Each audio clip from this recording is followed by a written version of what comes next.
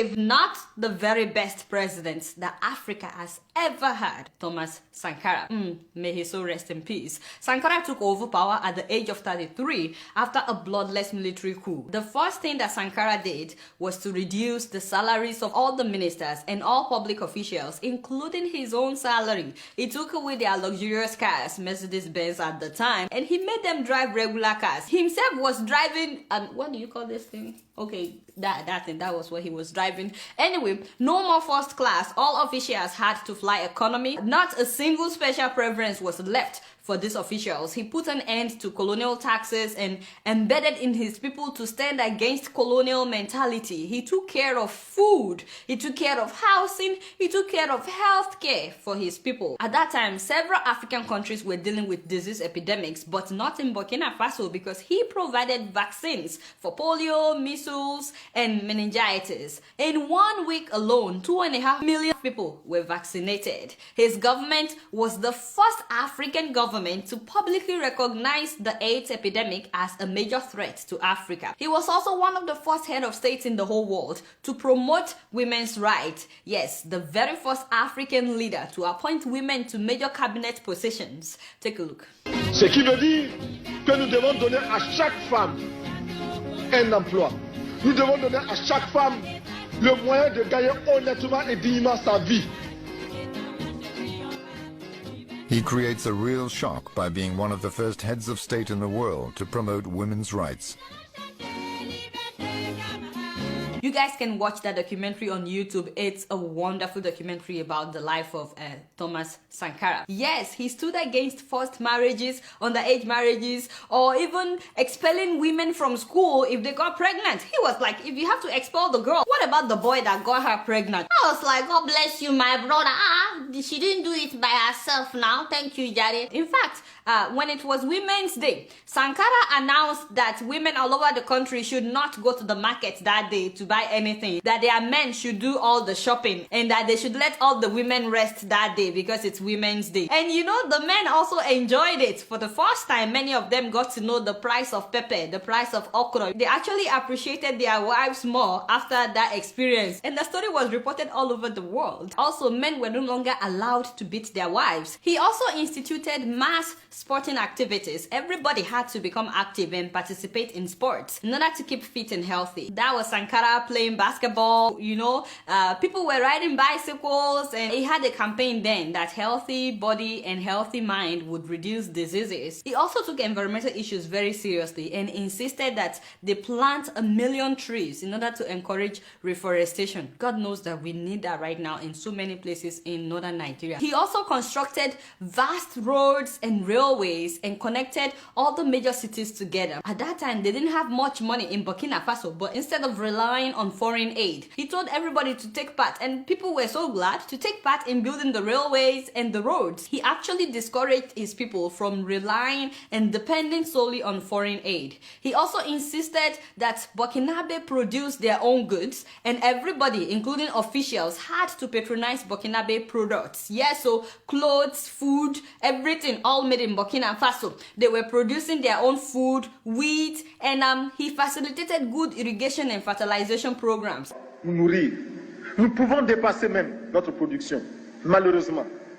Par manque d'organisation, nous sommes encore obligés de tendre la main pour demander des aides alimentaires. Installe dans nos esprits ces réflexes de mendiant, d'assister.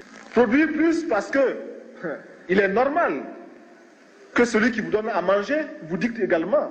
People started seeing made in Burkina Faso products just within 4 years that he was president. And in less than 4 years that he was in power, Burkina Faso, that used to be very poor, this same Burkina Faso became food self-sufficient. I'm telling you, it was a major revolution at that time. Corrupt officials were tried in court, and the funny thing was, no lawyer was allowed to represent them. So you had to prove yourself guilty or not guilty in front of everybody, and it was televised. So a lot of people were disgraced by this approach because they were not allowed to pay lawyers to represent or defend them. So many people criticize this approach though as a violation of human rights. Now, at the OAU summit that time, Sankara even challenged other African leaders to stop relying on the West or the East. Listen to him. Nous avons suffisamment de bras et nous avons un marché.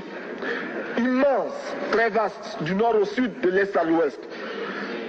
Nous avons suffisamment de capacité intellectuelle pour créer, ou tout au moins prendre la technologie et la science partout où nous pourrons les trouver.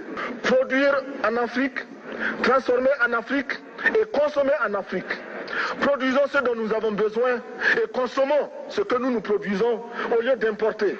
Le Burkina Faso est venu vous exposer ici la cotonnade produite au Burkina Faso, tissée au Burkina Faso, cousue au Burkina Faso pour habiller les Burkinabés.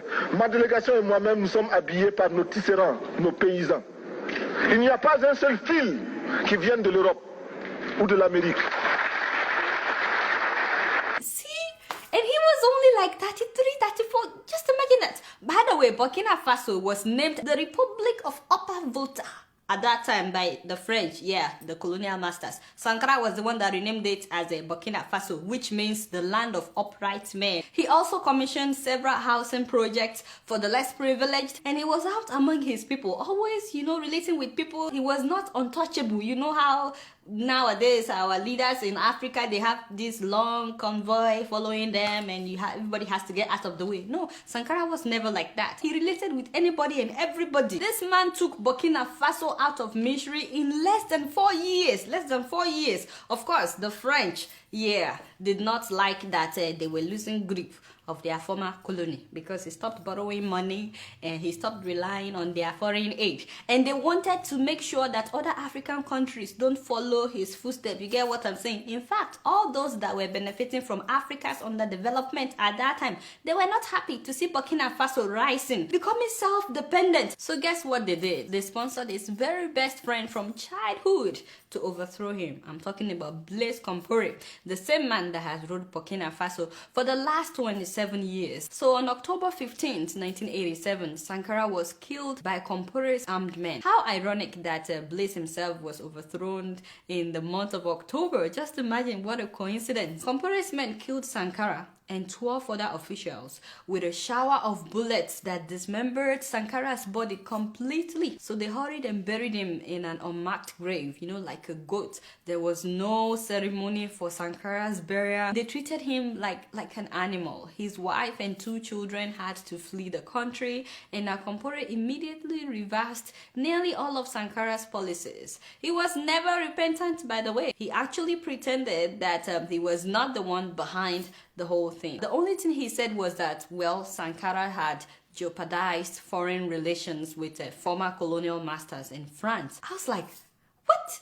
That's the reason for you to kill the guy? Compaoré rejoined the International Monetary Fund and the World Bank, and he went right back to being a puppet in the hands of France. And once again, what would have led to true self-dependency and freedom in Africa was quenched by this man. The question is, would we learn a lesson from Burkina Faso?